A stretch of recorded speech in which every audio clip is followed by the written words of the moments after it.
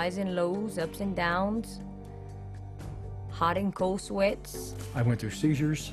I was sweating with night sweats so bad I was wetting my bed just with sweat. I had tremors really bad. I mean, I joked that I looked like I had the end stages of Parkinson's disease, but you couldn't even hold me still when I was going through withdrawals. My legs would shake, I couldn't sleep. No one in the world should have to go through what I went through, in my opinion, and I wouldn't wish it on my worst enemy. Même les nouveau-nés, dont la mère prenait des psychotropes alors qu'elle était enceinte, peuvent être en manque.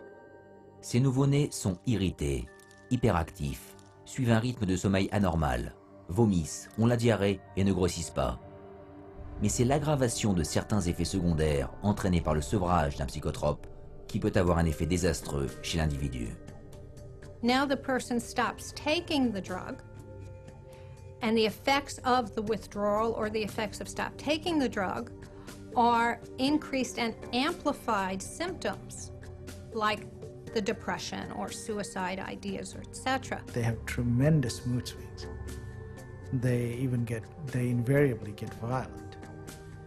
And they cannot control their emotions. You're very depressed, you're suicidal, you're hallucinating, you're psychotic, you're crazy, you're manic when you stop taking your medication. C'est pourquoi le sevrage d'antidépresseurs SSRI en particulier, s'il est mal fait, déclenche des sautes d'humeur et une colère incontrôlable, ce qui a constitué un facteur primordial dans les récentes folies meurtrières. En mai 1998, par exemple, Kip Kinkel, alors âgé de 15 ans, venait d'arrêter de prendre du Prozac quand il tira sur ses parents et les tua. Il se rendit à son lycée en Oregon où il tua 2 personnes de plus et en blessa 25. En novembre 2007, Pekka Erik Ovinen a tué 8 personnes à son école du nord d'Helsinki en Finlande.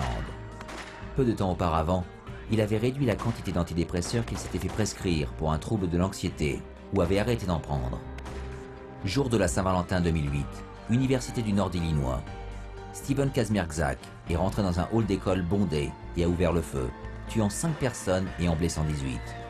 Quelques semaines plus tôt, il avait lui aussi arrêté de prendre son antidépresseur. Mais au lieu de reconnaître que de telles tragédies découlaient du sevrage d'un psychotrope hautement addictif, la réponse habituelle des psychiatres consiste à jeter le blâme sur le fait que le patient ait arrêté de prendre son psychotrope et qu'il faisait une rechute de maladie mentale. When a psychiatrist says that, well, the reason why they're feeling that way when they get off the drug is because, see, that shows you how bad they really need the drug. Here's the deal. There's no way that that's true. The reality is, when they stop the drug, they get depressed or have withdrawal effects of various types. And the reason they're having those effects is because it's a withdrawal effect from the drug. All you need to do is you need to sit down and listen to anyone who's been on these medications and wants to come off them. And you listen to their story, and you listen to what they're going through, why they want to come off them. And that's it. The conversation stops. The debate ends. My name is Robin, and currently I am withdrawing from lorazepam, and I am at the 0.4 milligram dose. There we go. Today, I was totally exhausted. I've had 4 nights, 2 nights of insomnia, and then a good night's sleep, then 2 nights of insomnia. Well, just hoping that I can sleep better tonight. Didn't sleep good last night. Well, as you can see, today I don't care. I did not get ready, and my wave went down. I'm down in the valley today.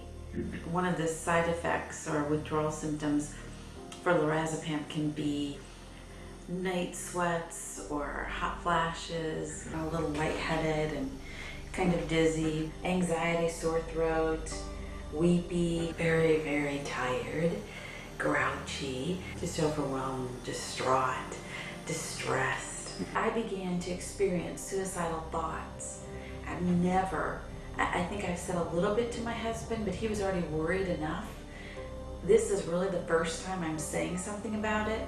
I feel like I could have a nervous breakdown. You know, there are just times like I hit a brick wall and I can't do it anymore. It's going to take another, what, maybe 18, 19, 20 weeks to get off of it.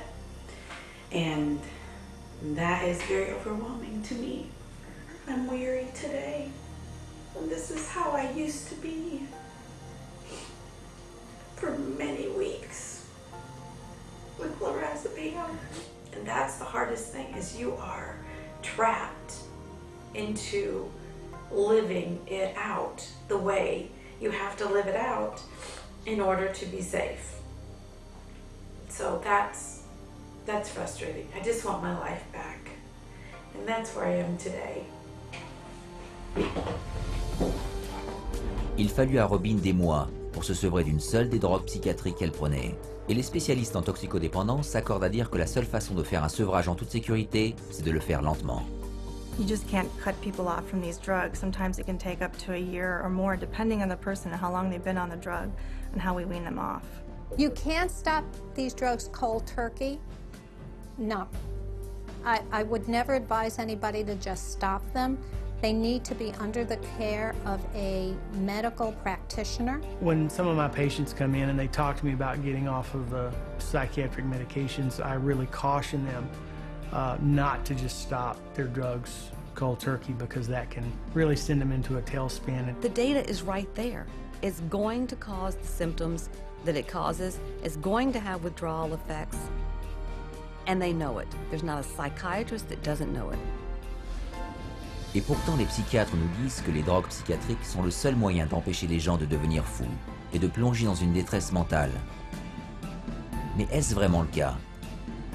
Ou bien existe-t-il d'autres possibilités, efficaces, peu coûteuses et non médicamenteuses, qui pourraient tenir toutes ces promesses en l'air faites par la psychiatrie?